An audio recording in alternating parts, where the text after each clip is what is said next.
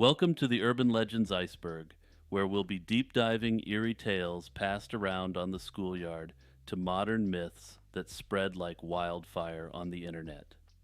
Some of these tales are true, or have a basis in the truth, while other urban legends I'll be discussing are of completely unknown origin. Quick reminder to click like and subscribe and the notification bell. Dublin, Wisconsin, is a captivating urban legend surrounding a supposed town that once existed in the state. The town is said to have mysteriously disappeared in the 1990s, with no trace of its existence on maps or in historical records. However, numerous people claim to remember visiting or hearing about Dublin. According to the legend, Dublin was a small, unremarkable town in Wisconsin until it inexplicably vanished.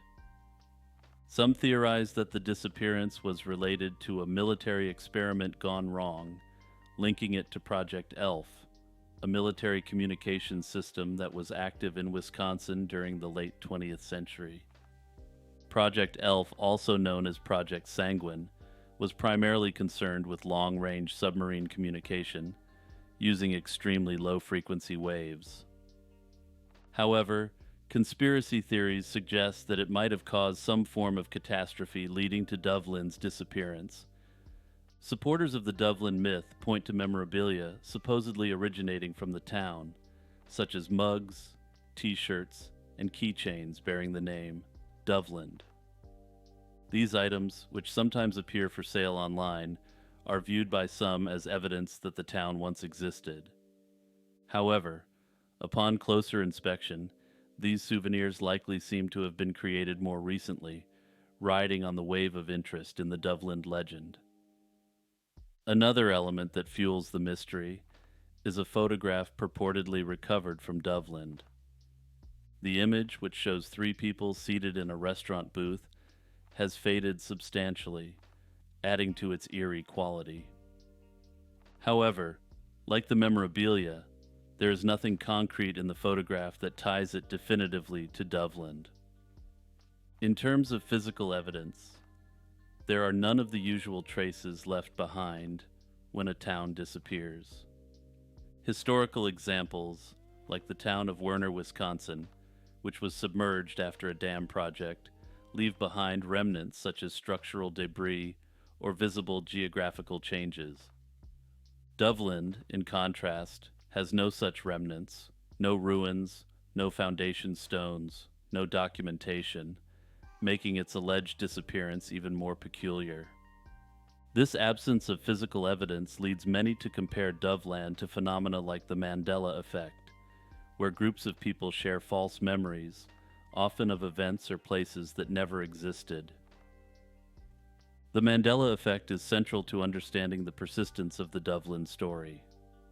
Named after a widespread but mistaken belief that Nelson Mandela died in prison in the 1980s, the Mandela effect occurs when large numbers of people recall events that contradict documented history. In Dublin's case, this could explain why so many individuals remember a town that historical records do not support. Some theorists suggest that Dublin could exist in a parallel dimension or alternate reality that occasionally intersects with our own, giving rise to these shared false memories. Additionally, a Google search quirk adds another layer of intrigue to the Dublin mystery. Users have reported that searches for Dublin sometimes produce results tied to articles about missing persons in Wisconsin, although the town itself is never mentioned in the text. Personally, I can't confirm it, and it's not entirely clear to me whether this is part of the urban legend or something that used to legitimately happen.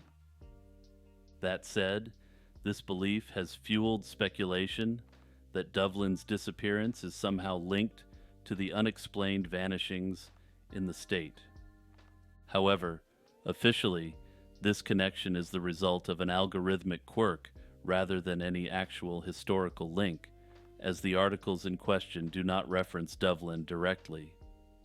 Despite the lack of hard evidence, the story of Dublin persists in online discussions, driven by the allure of unsolved mysteries and the human tendency to want to speculate.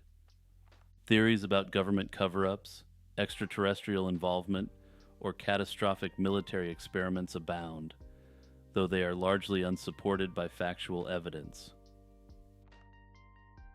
Super Mario 64, perhaps one of the most widely known and appreciated video games of all time, has been the subject of many fan theories and myths over the years.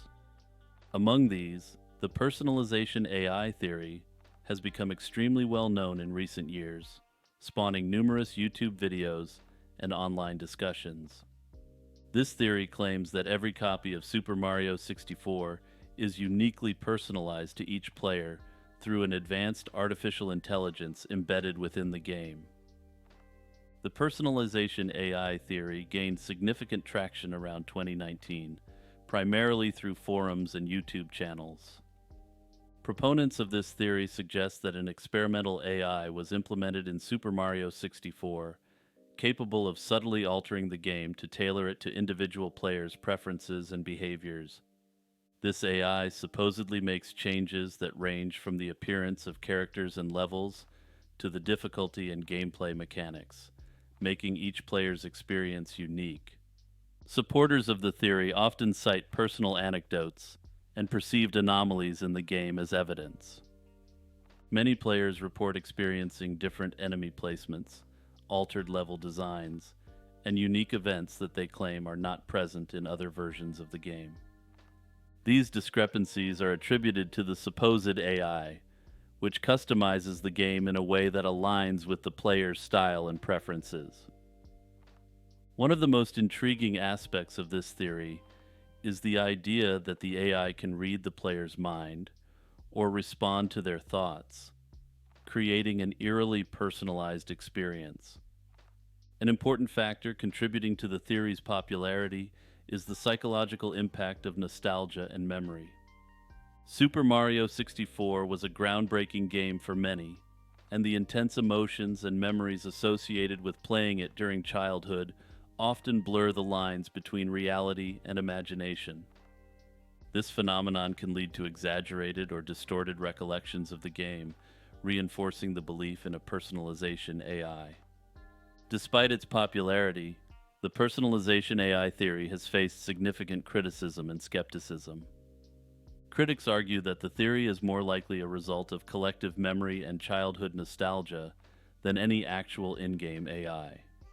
They point out that memory can be highly fallible, especially over long periods, and that the differences players recall are likely due to normal variations in gameplay experiences.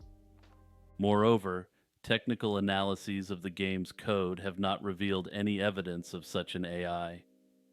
Nintendo has also officially denied the existence of a personalization AI within Super Mario 64, asserting that no such technology was ever implemented in the game. This has led many to conclude that the theory is nothing more than an elaborate hoax or a piece of interactive fiction created by the fan community. Another aspect that feeds into the theory is the concept of liminality within the game. Liminal spaces are transitional or transformative spaces that evoke a sense of unease and nostalgia. Super Mario 64 is filled with such spaces, from the empty hallways of Princess Peach's castle to the bizarre and often unsettling textures and environments. These elements contribute to a feeling of otherworldliness that can make the game feel uniquely personal and haunting, further fueling the theory of a personalization AI. Akamanto, also known as the Red Cloak, is one of Japan's most enduring urban legends, often centered around the eerie confines of school bathrooms. The legend of Akamanto likely originated in the mid-20th century, coinciding with the post-war boom in Japan. This was a period when school ghost stories began proliferating, possibly as a reflection of the country's psychological landscape during its rapid modernization. Akamanto is described as a malevolent spirit, typically appearing in the last stall of a public or school restroom. The figure is usually depicted wearing a red cloak and a mask that conceals his face, adding to his mysterious and ominous presence. The mask is particularly significant because it obscures Akamanto's face, which is often described as hauntingly beautiful. This detail suggests a tragic backstory, where the figure might have been a victim of unrequited love or extreme vanity, leading to his demise and transformation into a vengeful spirit.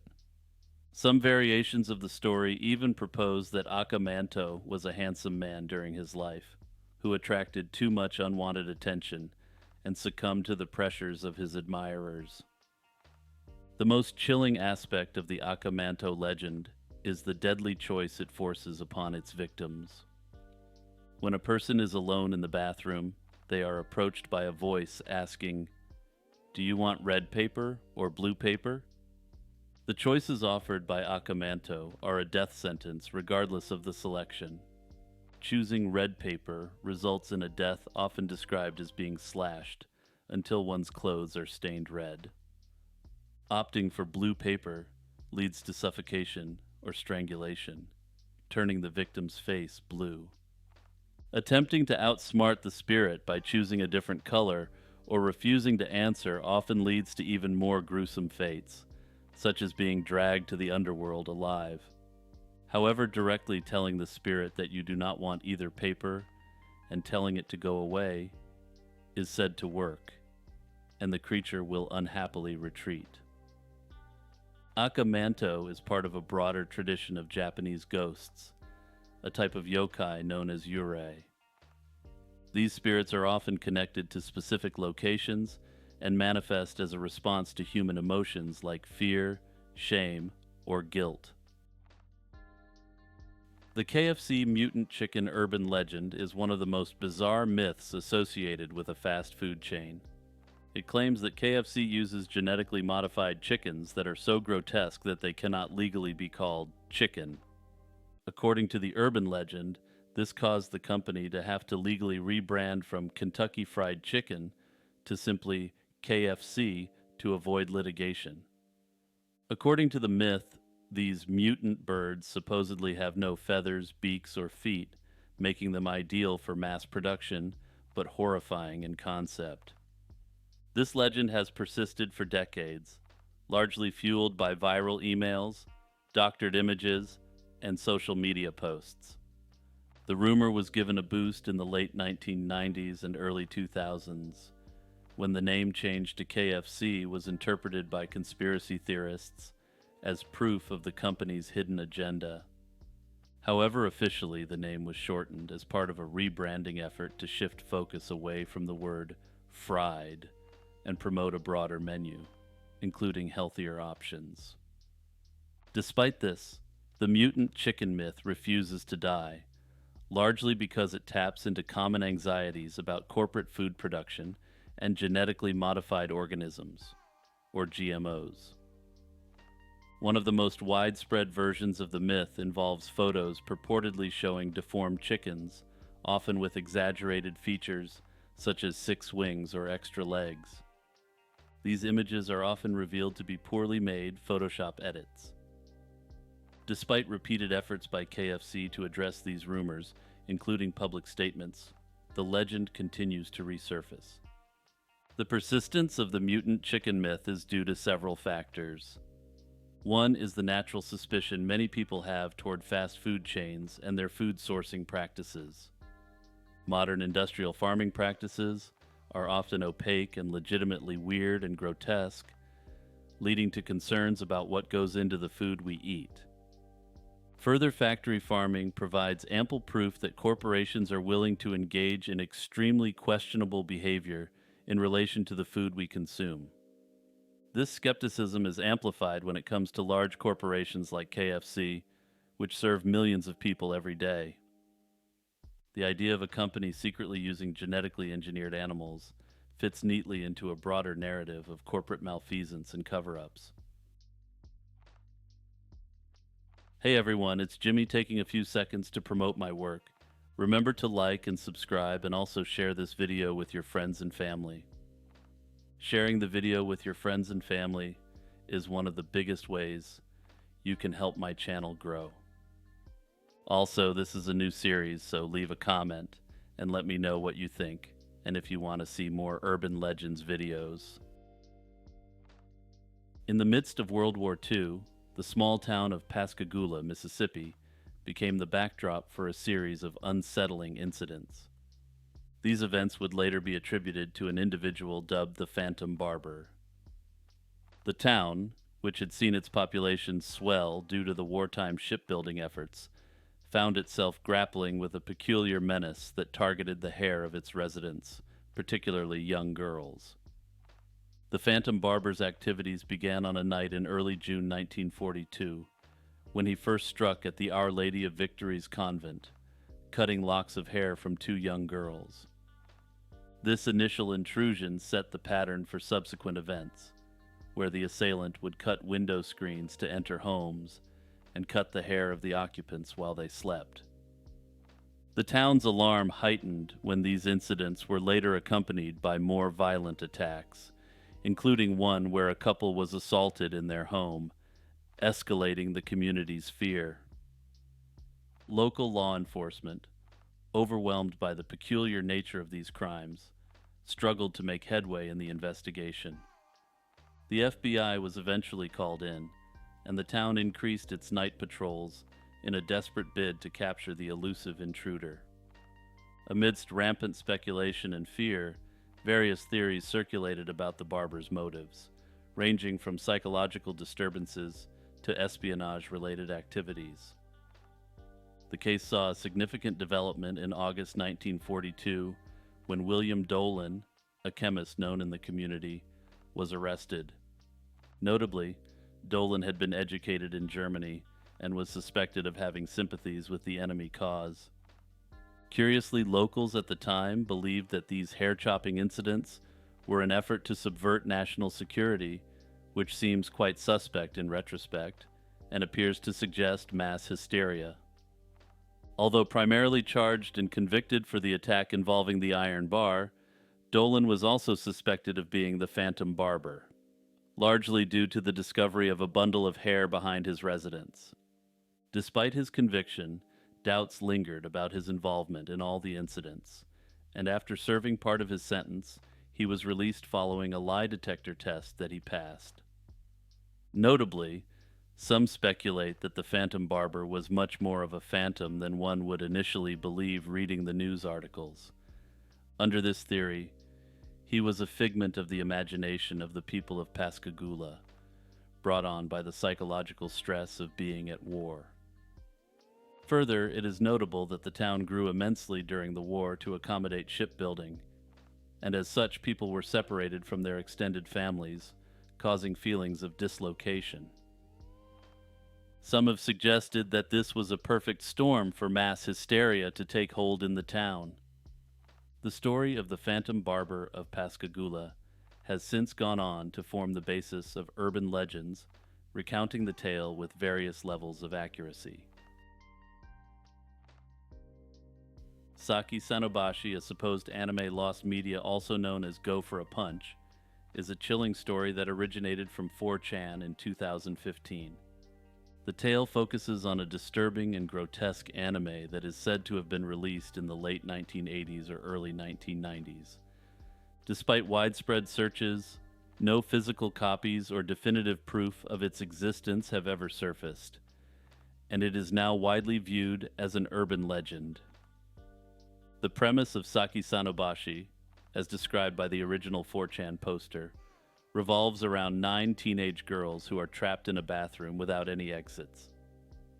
The group becomes increasingly desperate as they realize there is no way out, leading them to discuss profound, existential topics while slowly succumbing to despair. Their hunger and hopelessness spiral into madness, ultimately leading to extreme violence and ending by their own hands. The story was introduced as part of an unspecified OVA, original video animation, seen on the darknet, with its poster claiming to have watched it but being unable to find it again. This post caught the attention of the online community, and soon people were trying to locate this supposed lost anime. What makes the legend particularly potent is the hyper-specificity of its details, which lends a veneer of credibility despite the outlandish nature of the content.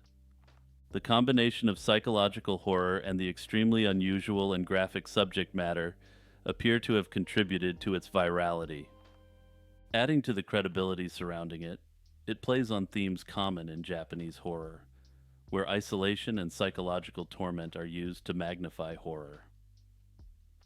Several anime and manga works have been compared to the Saki Sanobashi in an effort to find similarities, but none match the details. In 2019, an anonymous user on Reddit claimed to be the original 4chan poster and confessed that the story was entirely fabricated. However, due to the anonymous nature of 4chan, the Redditor had no way to prove that he had made the original post.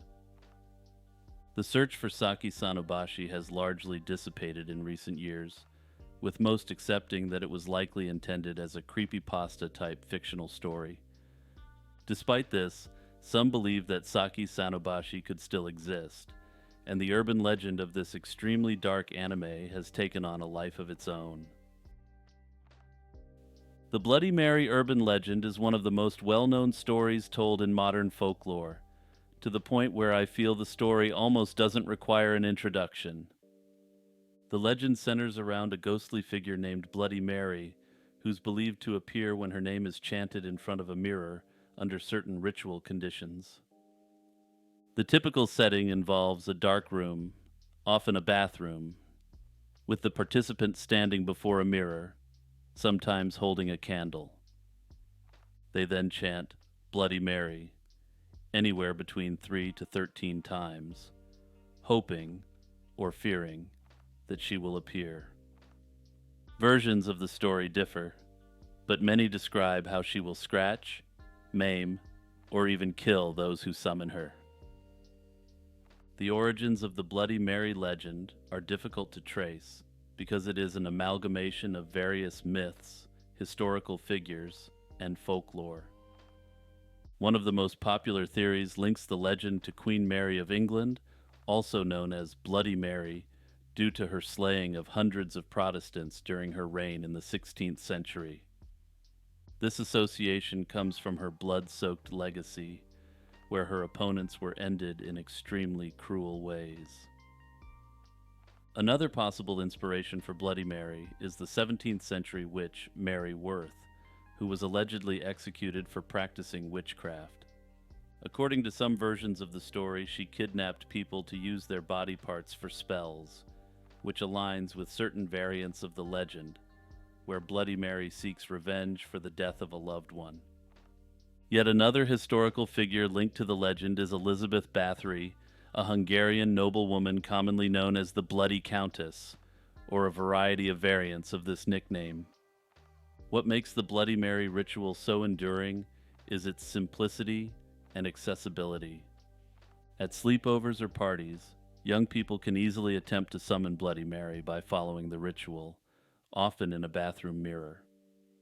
This accessibility, combined with the fear of an unknown and potential violent outcome, has kept the legend alive for generations. Participants are often warned that Bloody Mary might scratch their face, gouge out their eyes, or drag them into the mirror world, where they will be trapped forever, heightening the stakes. Psychologists have studied the effects of staring into a mirror in a dimly lit room and found that people often experience hallucinations or distortions of their own reflection.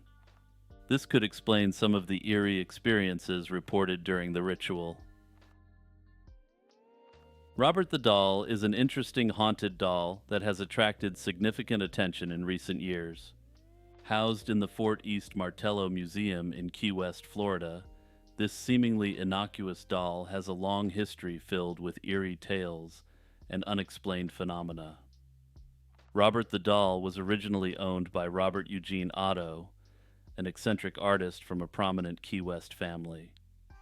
The doll was created by the Steiff Company in Germany and given to Otto as a gift in 1904 by his grandfather during a trip to Germany. Otto quickly formed a deep attachment to the doll, even naming it after himself and referring to it in the first person as if it were alive. Also, for clarity's sake going forward, I will be referring to the doll as Robert, and the owner of the doll as Jean, his preferred name. The legend surrounding Robert began early. According to local lore, a Bahamian servant girl, who was reportedly mistreated by the Otto family, cursed the doll with black magic. Soon after, strange events started to occur. Jean's parents would wake up to find their son screaming in the middle of the night, surrounded by overturned furniture, which Jean would blame on Robert. As Jean grew older, the doll's activities seemed to intensify. Visitors reported hearing giggles and seeing the doll's facial expressions change. The doll was also said to move on its own, from room to room, and even appear at windows. One notable story involves a plumber who was hired to do some work at the Otto family home. He claimed to hear children's laughter when no one else was present, and saw Robert move from one side of the room to the other. Objects that had been in the doll's lap were found on the other side of the room, seemingly thrown by an unseen force. After Jean's passing in 1974, the house, along with Robert, was sold to a woman named Myrtle Reuter. She kept Robert for 20 years, during which time she experienced similar strange occurrences, including Robert appearing and disappearing within the house. There are several theories about the nature of Robert the doll. Some believe it is possessed by a malevolent spirit, possibly linked to the magical practices of the mistreated Bahamian servant. Under this theory, she imbued Robert with some sort of curse or malevolent energy, allowing the doll to move and act of its own accord. Others think it could be a poltergeist activity, where Jean's emotional energy as a child somehow gave the doll life. Another theory suggests that the stories are a result of the power of suggestion. When people hear about Robert's supposed abilities, they may experience psychosomatic symptoms or attribute everyday mishaps to the doll's curse. In 1994, Myrtle Reuter donated Robert to the Fort East Martello Museum. Since then, the doll has become a somewhat popular tourist attraction. The museum receives numerous letters from visitors asking for forgiveness after allegedly experiencing misfortunes attributed to disrespecting the doll. Museum staff and visitors often report strange phenomena, such as cameras malfunctioning, objects moving on their own, and eerie feelings around the doll. Some even claim to have seen Robert's chest moving as if he were breathing, though no video evidence exists to corroborate these claims. Robert the doll's notoriety has spread beyond Key West. A series of low-budget British horror films loosely based on Robert's story began with the film Robert in 2015, followed by several sequels.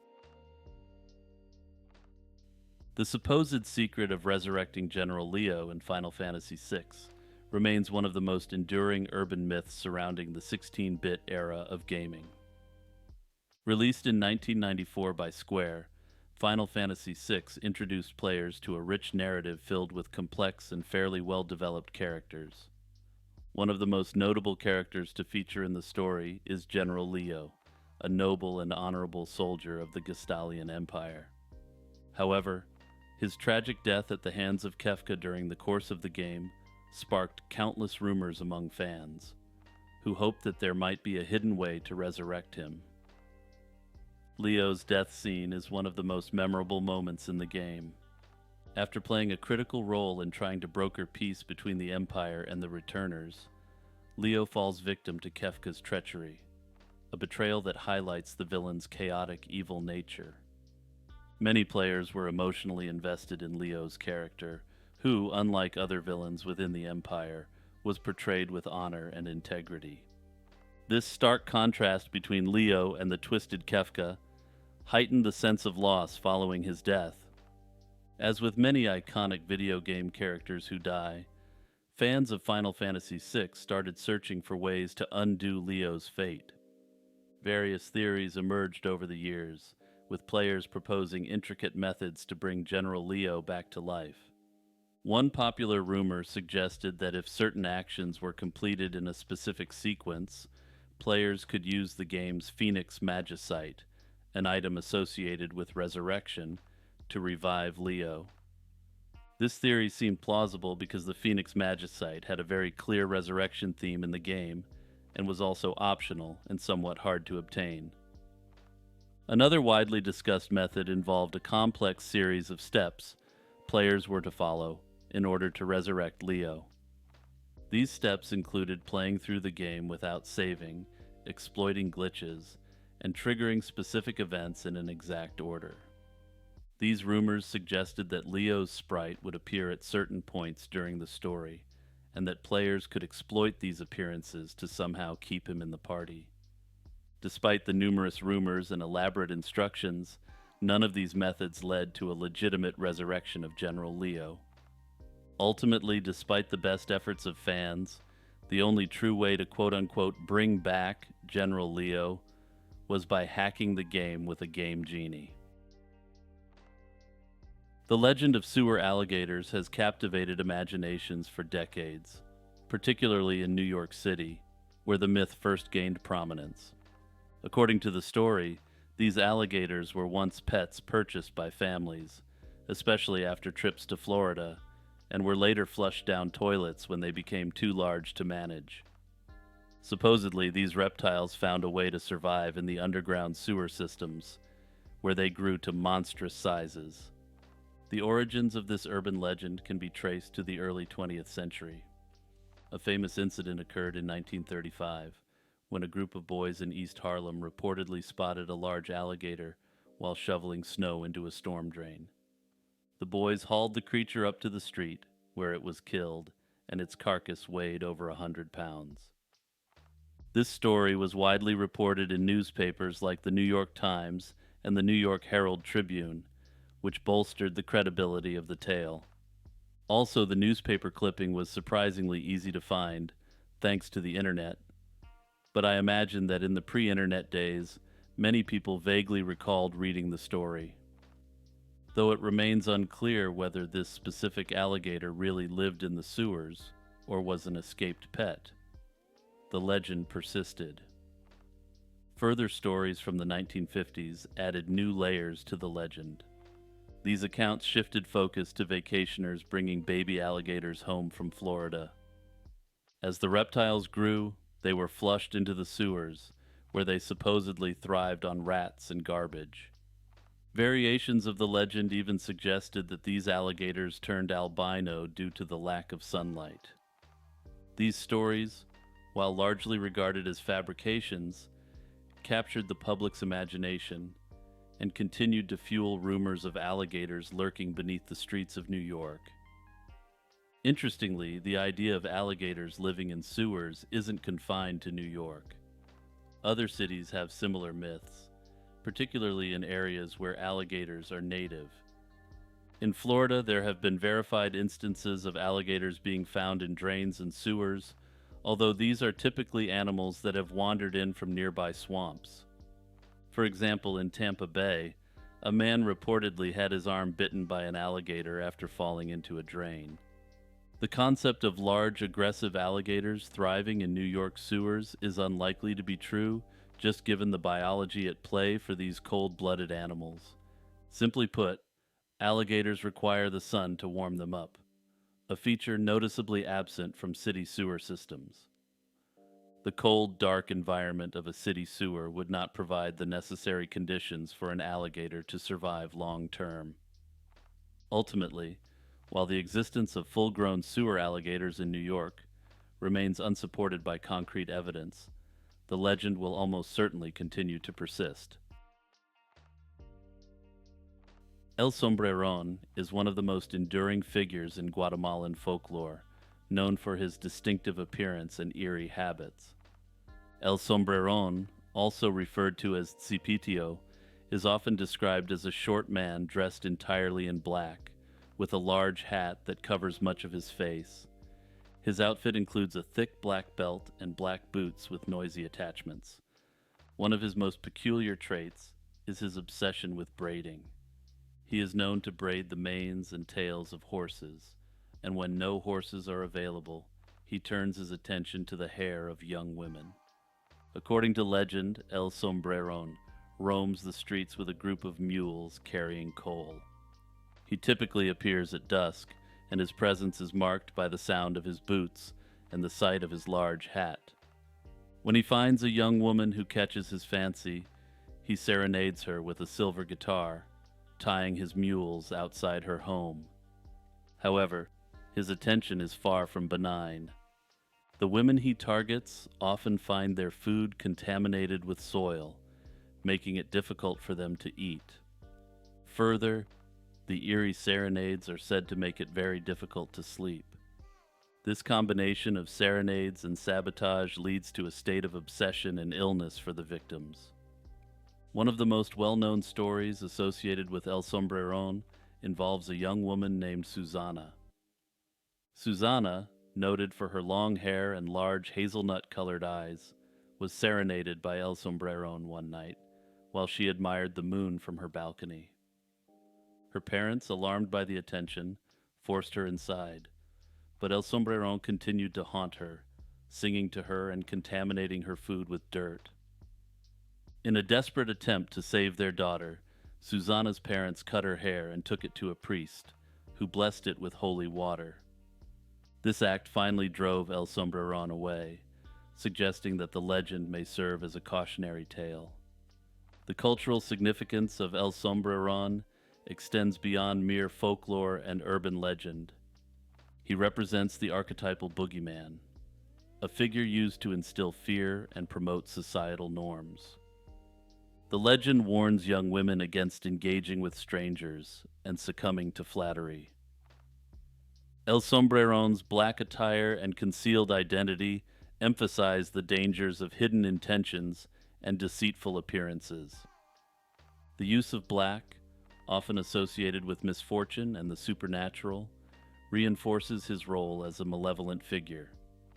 Interestingly, there are theories suggesting that El Sombreron's roots might extend back to Mayan traditions, where significant value was placed on braids and long hair. Some researchers believe that he may be an adaptation of older indigenous myths, transformed over time to fit the societal contexts of different eras. The Polybius arcade machine is a compelling and mysterious part of video game folklore, wrapped in conspiracy theories and urban legends. The story of Polybius dates back to the early 1980s in Portland, Oregon, where it is claimed that a sinister arcade game caused severe psychological and physical effects on those who played it. The game, named after the ancient Greek historian Polybius, allegedly appeared in arcades in 1981, only to disappear shortly after, leaving behind only disturbing memories. According to the legend, Polybius was no ordinary arcade game. It was housed in an all-black cabinet and reportedly had gameplay that was both mesmerizing and disorienting. Players were said to experience intense psychoactive effects, including nausea, seizures, night terrors, and even amnesia. Some accounts go further, suggesting that players developed obsessive behaviors or suffered from certain thoughts after playing the game. To add to the intrigue, mysterious men in black were said to periodically visit the arcades, collecting data from the machines, not quarters. The game's supposed effects and the involvement of shadowy figures fueled speculation that Polybius was part of a government experiment. Some have speculated that it was possibly related to mind control techniques similar to those explored in the infamous MK Ultra program.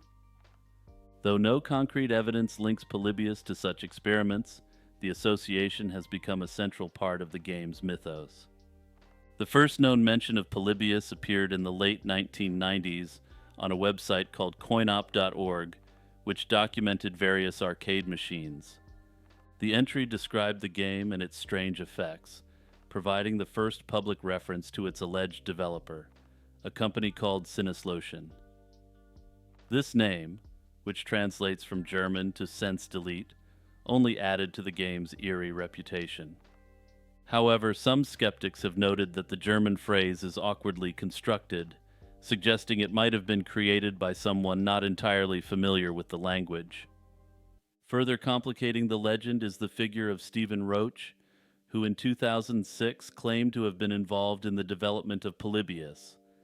According to Roach, the game was created by a small group of developers working for Sinislotion, under contract with an unnamed American company. He asserted that the game was designed to be highly addictive, utilizing innovative graphics and sounds. However, after a young player suffered an epileptic seizure while playing, the game was swiftly removed from circulation, and the project was abandoned. Despite Roach's detailed account, many inconsistencies and a lack of verifiable evidence have led to widespread skepticism about his claims. While most sources state that Polybius is simply an urban legend, some strongly believe that it was the CIA's first foray into using video games for data collection or for mind control purposes. Bachelor's Grove Cemetery, located in Midlothian, Illinois, is widely regarded as one of the most haunted cemeteries in the United States. The cemetery dates back to the 1830s, when it was established by English settlers from New England. Initially, it served the small community that settled there, including notable early settler Stephen Rexford. The first documented burial was that of Eliza Scott in 1844, although some records suggest William B. Nobles was buried there as early as 1838. Over the years, the cemetery saw numerous burials, with the last known one being Robert Shields in 1989. Bachelor's Grove has garnered a reputation for its paranormal activity, with numerous reports of ghostly apparitions and strange phenomena. The cemetery's remote location, bordered by the Rubio Woods Forest Preserve, adds to its isolated and mysterious atmosphere. One of the earliest reports involves a phantom farmhouse that appears and disappears as visitors approach it. This spectral building has been a staple in the ghost stories surrounding Bachelor's Grove. Among the most famous is the Madonna of Bachelor's Grove, or the White Lady, often seen carrying an infant, or wandering the cemetery aimlessly. This apparition gained significant attention after a photograph taken in 1991 by the Ghost Research Society appeared to capture her image sitting on a stone. Another common sighting is the ghost of a farmer and his horse, believed to have drowned in a nearby pond in the 1870s.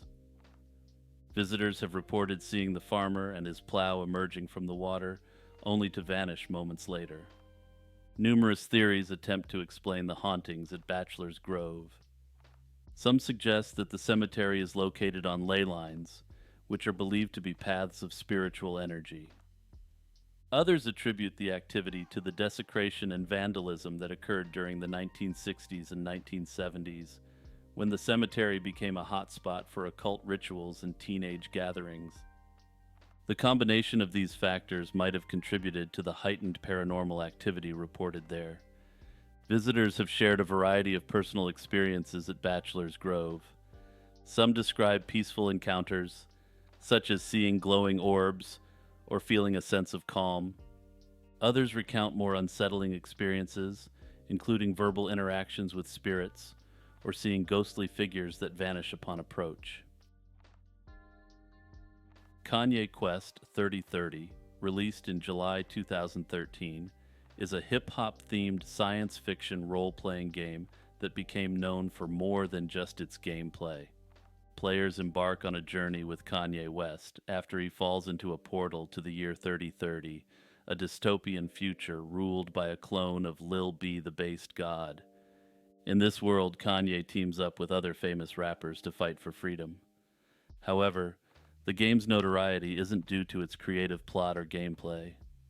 In 2015, a player discovered a hidden level by typing "Ascend" into a dialog box, which led to speculation about the game's connection to an alleged real-life cult known as Ascensionism.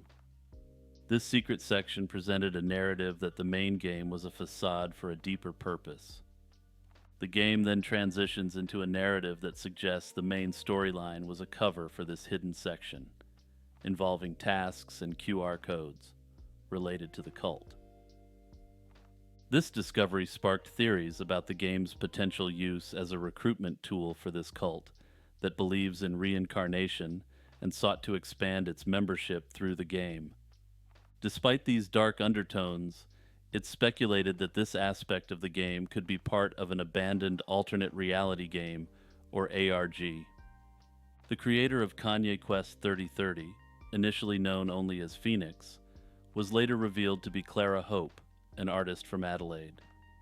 This revelation came from a documentary series which explored the game's mysteries and its creator's intentions. The series shed light on Hope's motivations and the integration of the Ascensionism subplot, initially intended as a separate project. However, despite this admission, the internet urban legend that this game was a real cult recruitment tool continues to persist, fueled by out-of-date YouTube videos. Or perhaps it's fueled by the creepypasta genre generally, where supposed unusual behavior in and around video games is a popular topic. Kanye Quest 3030 is of course one of the few examples where there actually is a deeper and hidden meaning to the game. Lily-san is a popular eerie urban legend amongst children in Japan. The story revolves around a haunted mirror tucked away in a school somewhere. They say that if you stand in front of this mirror and chant, "Lily-san, Lily-san, please come out," 3 times, something unsettling happens. A ghostly figure named Lily-san appears. According to the tale, Lily-san was a young girl who attended school many years ago. Tragically, she was caught in a devastating fire that consumed the building, and she didn't make it out alive. It's said that her spirit became trapped within that very mirror, and now she seeks revenge on anyone brave or foolish enough to summon her. Those who've claimed to encounter Lily-san describe her as a haunting figure with charred skin, her body wrapped in bandages. An intense heat seems to radiate from her, along with the unmistakable smell of something burning, the same fire that claimed her life. As with many urban legends, there are countless versions of the story. Some say that Lily-san will drag anyone who calls her into the mirror, while others believe she simply appears to give them a good scare and move on. In recent years, the legend has gained even more traction online, with people reporting their supposed encounters with Lily-san online. The Fountain of Youth is a legendary spring believed to restore the youth of anyone who drinks or bathes in its waters. It has roots in various cultures, with early mentions in the writings of Herodotus and stories surrounding the medieval king Prester John. The legend particularly gained prominence during the Age of Exploration, becoming most famously associated with the Spanish explorer Juan Ponce de León. Ponce de León was a prominent figure in the early Spanish colonization of the Americas. Born in Spain in 1474, he came to the New World with Christopher Columbus on his second voyage in 1493. By 1509, he was appointed governor of Puerto Rico, a position he lost due to political struggles with Diego Columbus, Christopher's son.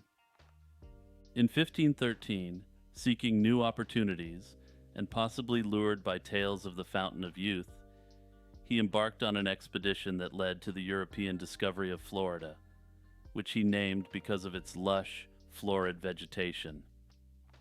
The association of Ponce de León with the Fountain of Youth is largely a myth that developed posthumously. Contemporary documents and correspondences from Ponce de León's time do not mention the fountain. His expeditions, documented in royal charters, primarily aimed at expanding Spanish territories and establishing colonies. The first notable mention tying him to the Fountain of Youth appeared in a 1535 history, which accused him of seeking the fountain to cure male problems, a likely fabrication meant to ridicule him. The myth gained traction in the 17th century through the works of chroniclers, who included the tale in their historical accounts, albeit as more of a footnote. This narrative was further popularized in the U.S. after the Spanish ceded Florida in 1819, with writers and artists contributing to the legend's image. Despite the lack of historical evidence, the legend of the Fountain of Youth persisted and evolved over the centuries.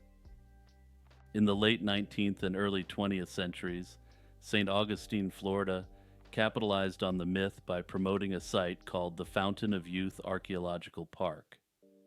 Here, tourists can still drink from the supposed Fountain of Youth. The Fountain of Youth reflects a universal human desire for longevity and vitality. Various cultures have their own versions of healing waters or life-extending springs. In Japan, hot springs, known as onsen, are renowned for their therapeutic properties, while the thermal waters of Bath in England have been celebrated since Roman times for their healing effects. The legend persists, not because of its historical accuracy, but due to its profound resonance with the human yearning for youth and vitality. Gloria Ramirez, dubbed the Toxic Lady, became the center of a medical mystery on February 19, 1994, in Riverside, California. Ramirez was admitted to the emergency room of Riverside General Hospital with symptoms of advanced cervical cancer. However, the situation escalated bizarrely when hospital staff began falling ill after being exposed to her body fluids.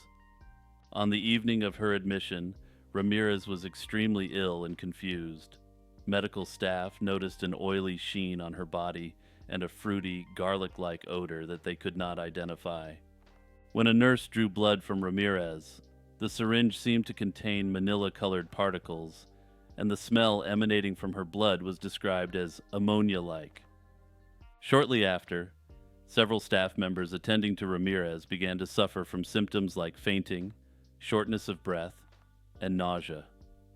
A total of 23 people became ill, and 5 were hospitalized. The hospital declared a code hazardous material emergency. Ramirez was isolated, and the emergency room was evacuated. Despite efforts to save her, Ramirez died from kidney failure related to her cancer, approximately 45 minutes after her arrival at the hospital. The bizarre incident led to investigations by several agencies, including the Department of Health and Human Services, OSHA, and the California Department of Health and Safety. Initial theories ranged from Ramirez secreting toxic substances due to her cancer or treatments, to mass hysteria among the hospital staff. However, none of these explanations fully accounted for the physical symptoms experienced by the healthcare workers. The official explanation, provided months later by scientists at Lawrence Livermore National Laboratory, proposed that Ramirez had been using dimethyl sulfoxide, or DMSO. They theorized that DMSO in her system might have built up because of her urinary blockage caused by her cancer. Oxygen administered by paramedics could have converted the DMSO into dimethyl sulfone, or DMSO2. Then, in the emergency room, the electric shocks administered during attempts to resuscitate her could have converted DMSO2 into dimethyl sulfate, or DMSO4. This is a highly toxic substance known to cause paralysis, delirium, convulsions, and damage to the heart, liver, and kidneys. However, this theory is entirely dependent upon Ramirez actually using DMSO and an extremely unlikely chain of events. Variants of her story have been repeated for the last 3 decades, embellishments added on each time, contributing to her true story becoming the basis of a popular urban legend. The Bunny Man is an urban legend primarily stemming from incidents reported in Fairfax County, Virginia. This figure is often depicted as wearing a bunny costume and involved in unsavory activities. The first reported sighting occurred in 1970, when a couple encountered a man dressed in a rabbit costume who vehemently protested their presence, claiming they were trespassing. This individual reportedly threw a hatchet through the couple's car window, which was later recovered by the police. The actual hatchet involved in the original Bunnyman incident is still preserved and on display. A similar incident was reported 2 weeks later, involving another couple in the same area. The mysterious figure again appeared in a rabbit costume and purportedly attacked their parked car with an axe. Despite numerous police investigations, no one was ever apprehended, and the case remained unsolved. This lack of closure fueled local folklore, eventually giving rise to the broader Bunnyman legend. These initial incidents were documented in local newspapers, and as the story spread, it morphed into a broader and more sinister narrative. The urban legend gained national traction when the Washington Post began to report on the unusual occurrences. For those of you who are unfamiliar with the Washington Post, it's a paper that is local to the area where the Bunnyman incident occurred. However, the Washington Post also has significant national and international reach, likely only behind the New York Times for American newspapers. Subsequent Bunnyman stories varied significantly, with some mentioning the Bunnyman wielding an axe and being generally intimidating, while others described more overtly threatening behavior. Central to the Bunnyman legend is the setting of Clifton, Virginia, and particularly a structure known as the Bunnyman Bridge. This bridge, an overpass located on Colchester Road, became linked to the story due to its eerie and isolated ambiance. Urban legends suggest that the Bunnyman lurks around this area, especially during Halloween. Several theories have been proposed regarding the origins of the Bunnyman. Some suggest that the story might be a conflation of different historical events or misreported incidents. Others believe it may be rooted in the area's history of mental institutions and their historical stigmatization, with the Bunnyman serving as a manifestation of societal fears. Another theory posits that the story could be an exaggerated response to a real person's unusual behavior, possibly exacerbated by the local rumor mill. Rennes-le-Château is a very small village in southern France that has become the source of a very significant urban legend, which inspired a major book and film series. The village itself is picturesque, with narrow streets, stone houses, and a church dedicated to Mary Magdalene. However, it's not only the beauty of Rennes-le-Château that draws tens of thousands of visitors each year, but rather the mystery surrounding a 19th century priest named Bérenger Saunière. In 1885, Bérenger Saunière was appointed as the parish priest of the dilapidated church of St. Mary Magdalene in Rennes-le-Château. Initially, Bérenger was living modestly on a meager salary as would be expected from someone in his position. However, in the years that followed, he began to spend large sums of money on renovations for the church and the surrounding area. This included funding the construction of a large villa. This unexpected wealth sparked rumors and conspiracy theories that continue to this day. One of the most famous theories involves Saunière discovering a hidden treasure. According to some accounts, while renovating the church, Bérenger found ancient parchments that contained cryptic messages or possibly led to a treasure. Some believe this treasure could be linked to the Visigoths or to the Knights Templar, a medieval military order that amassed great wealth prior to losing favor. Adding to the mystery, Saunière's financial records revealed that he had received an astronomical number of requests to say Mass, far more than he could have realistically fulfilled in his life. This led to suspicions that he was involved in simony, the act of selling church favors or sacred things, under the table. The story took a dramatic turn in the mid-20th century when Noel Corbu, a local businessman who bought Saunière's estate, began to publicize the priest's story. Corbu claimed that Saunière had found a treasure hidden by Blanche of Castile, a medieval Spanish princess who became Queen of France in the 13th century. Corbu's tales caught the attention of Pierre Plantard, who linked them to the myth of the Priory of Sion, a secret group purportedly protecting the bloodline of Jesus Christ and Mary Magdalene. This connection was further popularized by the book Holy Blood, Holy Grail, and later by Dan Brown's novel The Da Vinci Code, which presented an overtly fictionalized version of the theory. Despite numerous investigations and excavations, no concrete evidence of a treasure has ever been found. Many believe that Saunier might have discovered valuable historical artifacts or even documents that he sold to wealthy collectors or the church, but these claims remain unverified. Some historians suggest that Saunier's wealth might have come from blackmailing the church with some potentially damaging secrets, though this theory is also speculative. The allure of Rennes-le-Château is not just in its potential hidden wealth, but also in its historical and mystical connections. Notably, the village is often associated with sacred geometry, ley lines, and other esoteric traditions.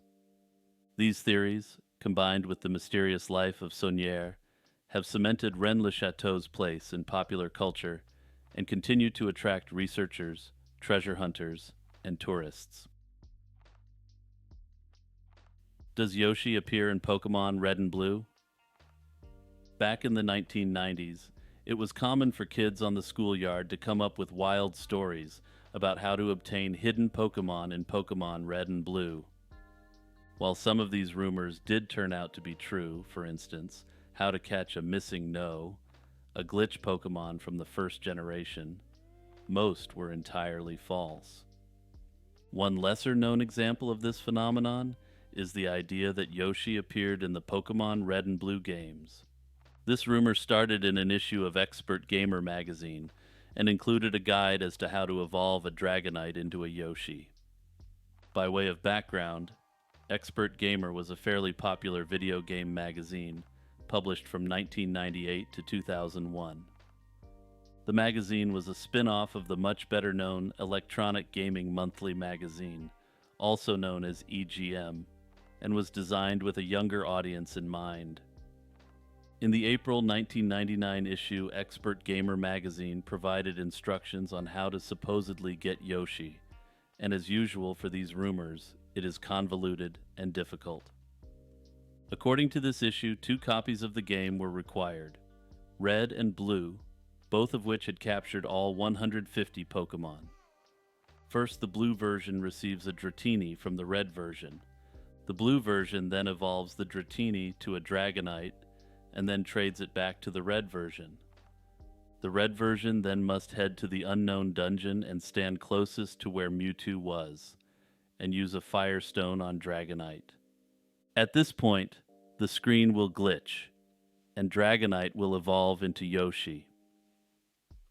Unsurprisingly, given that this was an April 1999 issue, this was actually an April Fool's joke.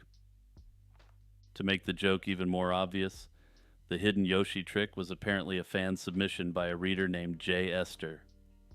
Quite a clever wordplay, if I do say so myself. Definitely worth a brief and sensible chuckle. I note that unlike other Pokemon-based rumors, I'm unable to find any convincing evidence that anyone ever believed that Yoshi could be obtained in-game. Celine Delgado Lopez is an alleged missing girl from Mexico who has captivated the internet in the last few years, largely due to her so-called uncanny appearance. Starting in the late 1990s, Canal 5, a Mexican television channel translating as you guessed it, Channel 5 had a tradition of airing a public interest announcement late at night. These segments were dedicated to community service, featuring the names of missing individuals in the hopes that viewers could assist in locating them by reporting any information to the authorities. However, in 2001, one missing persons case stood out: Celine Delgado Lopez, a missing 18-year-old girl. Unlike the detailed profiles of other missing individuals, the only details shared about Celine were her name, age, and the fact that she disappeared in Mexico City, leaving a mysterious gap in her story.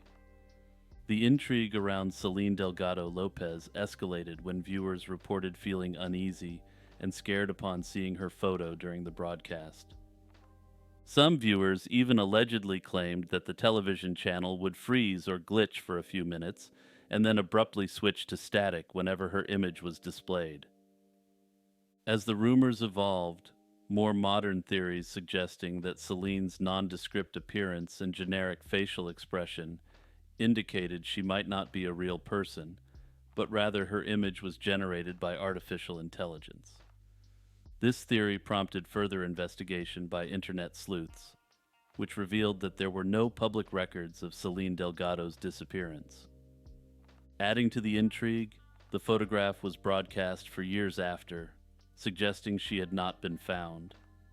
There's a whole bunch of potential theories on the Celine Delgado Lopez case. However, the only thing known for certain is that the image of this girl was broadcast in 2001. One theory is that Celine Delgado Lopez is a fictional character, an urban legend that originated from Channel 5. This creation was intended not just to spook viewers, but also to highlight the importance of vigilance and safety for Mexico's youth. Others speculate that Celine Delgado Lopez's persona was also purportedly the result of a hoax, where an individual submitted a fabricated photo and profile to Channel 5.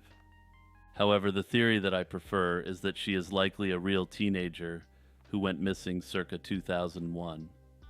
Her parents submitted her photograph and her name, and the lo-fi, grainy image was simply the result of technology at the time. Further, the lack of updates or any police records could be explained by her being a runaway who returned home to her family. However, unusually, Channel 5 has made cryptic references to Celine Delgado Lopez on their Twitter account, lending weight to the idea that she was a fictitious creation of the TV station. The Red Room Curse, originating from Japan, is an intriguing digital age urban legend that taps into deep-seated fears enhanced by internet culture. Rooted in the late 1990s and early 2000s, the legend speaks of a malevolent pop-up that appears on a user's screen with a disturbing prompt. This pop-up is accompanied by a list of names, including the viewer's own. According to the pop-up, the previous names are the prior victims of the curse, with the viewer's own name being the latest on the list. According to the legend, the individual will then feel an eerie presence looming behind them. This presence will then slowly suck the life out of the individual, with the individual subsequently slowly losing consciousness. Eventually, they will be discovered in their residence, in a room where the walls are covered in red. Historically, the curse is associated with a specific Adobe Flash animation that became popular in the early 2000s. The animation features a scenario where interacting with the curse pop-up leads to tragic outcomes. This narrative quickly spread across the internet, gaining notoriety as it played into the widespread anxiety about the unknown digital territories that were emerging at the time. Despite its fictional origins, the Red Room Curse has been linked to real-life incidents, adding a layer of ominous credibility to the tale. Notably, it was mentioned in media reports surrounding a tragic event in 2004 in Sasebo, Japan, where a young individual was linked to the curse following a grave incident at a Sasebo elementary school. This involved a young girl, referred to as Girl A due to her age, who committed a slaying there. It was reported that Girl A had shown interest in the Red Room Curse animation, with the video bookmarked on her computer. This connection brought significant attention to the legend, merging it with a real-world event and amplifying the public's fear and fascination with the potential dangers of the digital world. Currently, accessing the original webpage is challenging due to the closure of GeoCities and the discontinuation of Adobe Flash. From a psychological and cultural perspective, the curse exploits the potent symbolism of the color red, which is often associated with danger, warning, and prohibition across various cultures. This aspect of the curse is critical as it taps into universal human emotions, such as fear and apprehension, which are amplified in the isolation of one's interaction with the digital world. Hey everyone, just taking another quick moment to remind you to like and subscribe and to share this video. On October 30th, 1938, Orson Welles and his Mercury Theater on the Air aired a dramatization of H.G. Wells' novel, The War of the Worlds.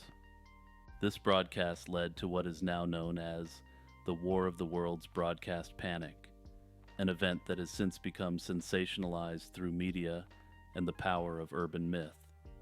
The broadcast began innocuously with dance music, but soon transitioned to realistic news bulletins describing explosions on Mars and the landing of Martian spacecraft in New Jersey. The program featured dozens of actors playing news reporters, astronomers, and even government officials, detailing a terrifying invasion by Martians. Despite multiple announcements that the broadcast was fictional, many listeners who tuned in late missed these disclaimers and believed the events were real. This resulted in widespread panic. People flooded police stations and newspapers with calls, seeking information and safety instructions. In New Jersey, the Trenton Police Department reportedly received over 2,000 calls in just a couple of hours. Some listeners even begged the electric company to cut power to prevent the Martians from finding them. The context of the time played a significant role in the reaction. The 1930s were fraught with anxiety due to the Great Depression, the looming threat of war in Europe, and recent national disasters like the Hindenburg explosion. This backdrop of fear made the public more susceptible to believing the broadcast was real. The media frenzy following the broadcast contributed significantly to the perception of mass hysteria. Newspapers, seeing an opportunity to undermine the rising popularity of radio, exaggerated the extent of the panic. They reported dramatic stories of people fleeing their homes, traffic jams, and frantic calls to authorities, weaving these individual incidents into a narrative of nationwide chaos. However, most historians agree that the panic was not as widespread as initially reported, and that the response was amplified by the media. Orson Welles and the Mercury Theater team did not anticipate the scale of the reaction. Welles later expressed both surprise and remorse over the unintended consequences of the broadcast. Despite initial fears that the event would ruin his career, the controversy ultimately benefited Welles, propelling him to fame and leading to a contract with a Hollywood studio. This eventually resulted in the creation of Citizen Kane. The Federal Communications Commission investigated the incident but found no laws had been broken. Nevertheless, the event led to changes in how broadcasts were handled, with networks becoming more cautious about the content they aired. The Koh-i-Noor diamond is a 105-carat diamond and is currently part of the British Crown Jewels. The exact origins of the Koh-i-Noor are unclear, but it is believed to have been mined in the Golconda region of India around the 13th century. The first documented mention of a diamond, possibly being the Koh-i-Noor, comes from the memoirs of Babur, the founder of the Mughal Empire, in the early 16th century. He described a large diamond that was likely the Koh-i-Noor, which he acquired as a tribute following his conquest of Delhi in 1526. The diamond passed through several hands, including those of the Mughal emperors, the Persian ruler Nader Shah, and the Afghan Durrani dynasty. Nader Shah is credited with naming the diamond Koh-i-Noor, meaning Mountain of Light, when he saw it in 1739. In the early 19th century, the diamond came into the possession of Maharaja Ranjit Singh of the Sikh Empire. His admiration for the gem further elevated its status. After his death, the British East India Company annexed Punjab in 1849 and seized the diamond under the Treaty of Lahore. The Koh-i-Noor was then sent to Queen Victoria and became a part of the British Crown Jewels. However, its initial reception was underwhelming due to its supposedly dull appearance. Prince Albert, Victoria's consort, ordered it to be recut, reducing its size but enhancing its brilliance. Alongside its historical significance, the Koh-i-Noor is believed to be cursed, bringing misfortune to any man who wears it.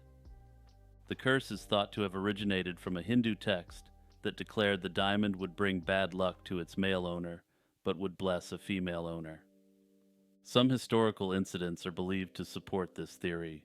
The diamond was part of the Mughal treasury and was owned by several emperors. Shah Jahan, the emperor who built the Taj Mahal, experienced immense personal loss and imprisonment by his own son, Aurangzeb, who then took possession of the diamond. After Nader Shah took the diamond during his invasion of Delhi in 1739, he faced numerous rebellions and was eventually assassinated by his own troops.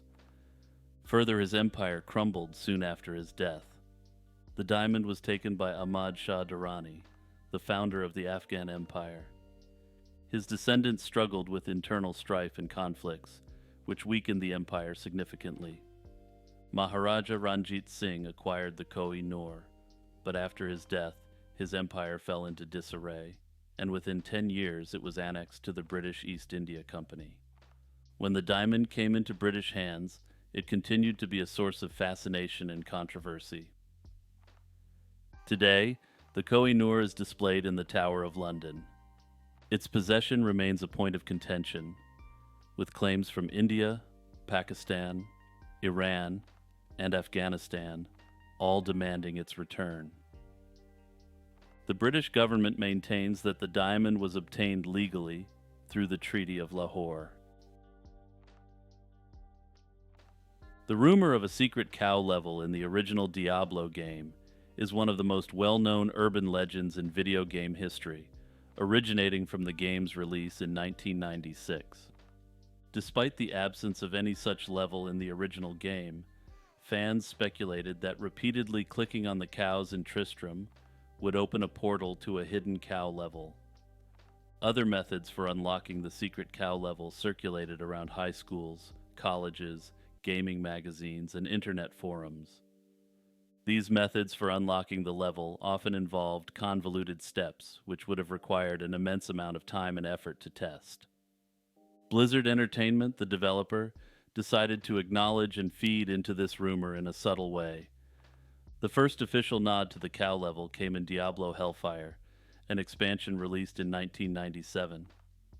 This expansion pack, as this sort of content was then known, included a hidden quest called Jersey's Jersey, featuring a character in a cow suit, directly referencing the urban legend. However, there was still no cow level implemented into Diablo Hellfire. The cow level rumor was further cemented in Blizzard's lore with the release of StarCraft in 1998, where the cheat code "There is no cow level" allowed players to skip a mission. This code sparked further speculation that the cow level may exist within Diablo 1. The myth became a reality with Diablo 2 in 2000. Players discovered that combining Wirt's Leg, an item found in the game, with a Tome of Town portal in the Herodric Cube, would open a portal to the secret cow level. This level, formerly known by the rather silly name Moo Moo Farm, featured bipedal weapon-wielding cows led by the Cow King. The inclusion of this level delighted fans and showcased Blizzard's willingness to embrace and materialize community-driven myths. Following this, references to the cow level appeared in many Blizzard games. Diablo 3 introduced Whimsyshire, a level featuring mythical creatures like unicorns, and inspired by the absurdity of the cow level myth. Additionally, a proper cow level named Not the Cow Level was added later. World of Warcraft, Hearthstone, and other games also made various references to the cow level, showcasing its broad influence and popularity within the gaming community. Despite its popularity, the cow level has been somewhat controversial. Some players and Blizzard developers criticized it for being too rewarding, potentially overshadowing other parts of the game. This debate highlights the balance needed between fun Easter eggs and the core gameplay experience. Shadow people, also known as shadow figures or black masses, are perceived as shadowy humanoid figures that have been reported across various cultures. The concept of shadow people is not new and can be traced back to ancient folklore and religious texts. In many cultures, shadowy figures are associated with the supernatural. For instance, in ancient Egyptian mythology, shadow figures were considered part of a person's soul. Similarly, in Native American beliefs, shadow beings are seen as spiritual entities that exist in a state of balance between light and darkness. Shadow people are typically described as dark, human like shapes that appear at the periphery of one's vision or directly in front. They often lack discernible features, though some reports include glowing red eyes. These encounters frequently occur at night and are sometimes associated with feelings of intense fear and paralysis. One of the most well-known types of shadow people is the Hat Man, a figure seen wearing a brimmed hat and sometimes a cloak. Sightings of the Hat Man are often reported in conjunction with sleep paralysis and have been documented since the early 2000s. Another common narrative involves shadow figures appearing in haunted locations. For example, at the Eastern State Penitentiary in Pennsylvania, numerous sightings of shadowy entities have been reported by both visitors and paranormal investigators. Many psychologists suggest that shadow people are hallucinations resulting from sleep paralysis.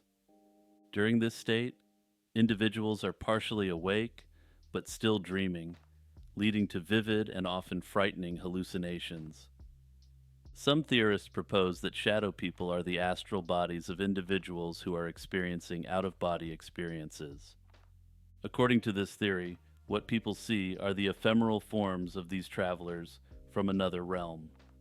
Another theory posits that shadow people are entities from parallel dimensions that occasionally intersect with our own. This idea is supported by the belief in multiple dimensions existing alongside our own, where beings might cross over and become visible as shadows. The dark and often malevolent nature of shadow people has led some to believe they are demonic entities. These figures are thought to feed on fear and manifest to frighten individuals. A more speculative theory suggests that shadow people might be time travelers from the future. In this scenario, their shadowy appearance could be a result of the limitations of their time travel technology, making them visible only as shadows. Skeptics argue that shadow people can be explained by natural phenomena, such as optical illusions, heightened imagination, or environmental factors like electromagnetic fields. They emphasize the lack of empirical evidence and suggest they are caused by the human brain's tendency to perceive patterns in random stimuli. The Midnight Bus, or Bus 375, is one of China's urban legends, believed by some to be based on true events. The story unfolded on the night of November 14, 1995, in Beijing. The last bus of the night, Bus 375, departed from the Yuanming bus terminus, heading towards Fragrant Hills in Beijing. The bus had a few passengers, including an old woman and a young man who boarded together. As the bus continued its route, the driver spotted 3 men waving it down, despite not being at an official bus stop. Upon stopping, 3 men boarded. 2 were supporting a third who appeared disheveled, with his face obscured by long hair. All 3 were dressed in traditional Qing dynasty robes, which the conductor explained as costumes, possibly from actors who had finished filming nearby. As the journey progressed, an eerie silence filled the bus. At one point, the old woman suddenly accused the young man of stealing her wallet. A heated argument ensued, and the driver, attempting to mediate, pulled the bus over. The woman insisted that they get off the bus to resolve the issue. Reluctantly, the young man followed her off the bus. Once off the bus, the old woman revealed her true intentions. she had noticed that the new passengers did not have feet and were floating. Yeah, that's right. This is a ghost bus. The following morning, Bus 375 was reported missing. Days later, it was discovered submerged in the Miyun Reservoir, approximately 100 kilometers from its destination. The bus did not have enough fuel to reach the reservoir, yet it ended up there. The fuel tank was found filled with blood instead of gasoline. The bodies were excessively decomposed for the short time they had been missing, even considering the warm weather.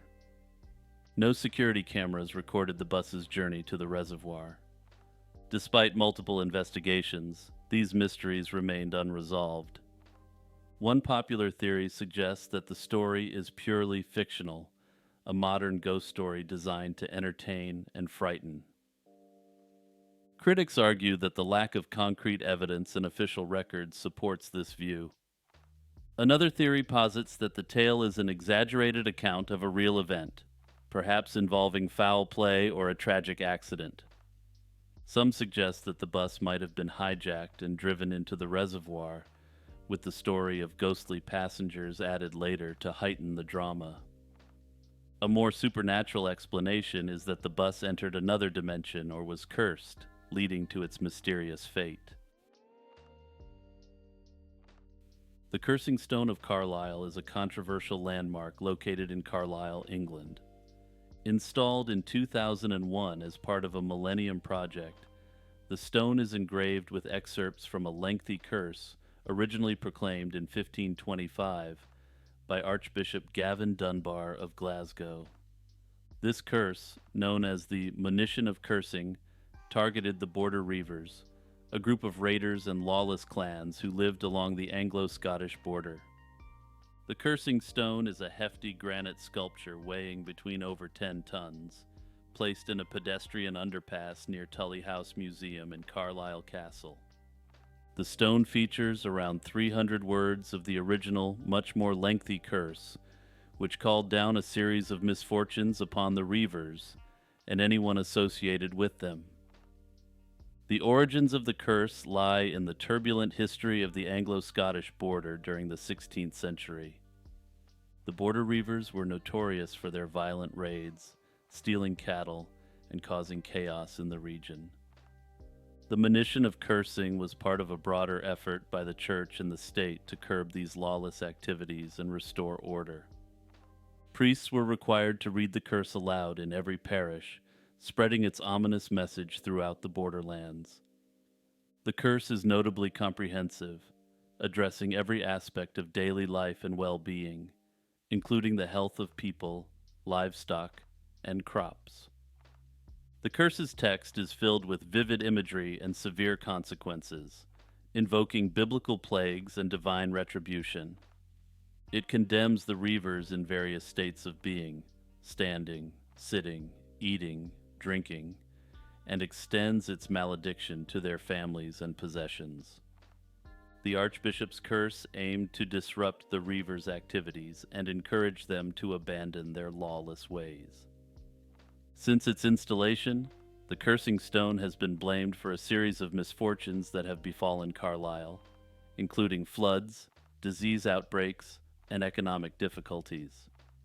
Some locals believe the stone has brought bad luck to the city, and there have been calls for its removal or destruction. Despite these concerns, others view the stone as a valuable piece of public art and a reminder of the city's rich history.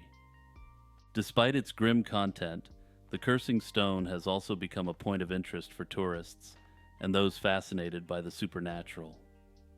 Visitors often touch the stone, sometimes out of curiosity, other times in the hope of lifting any lingering curse.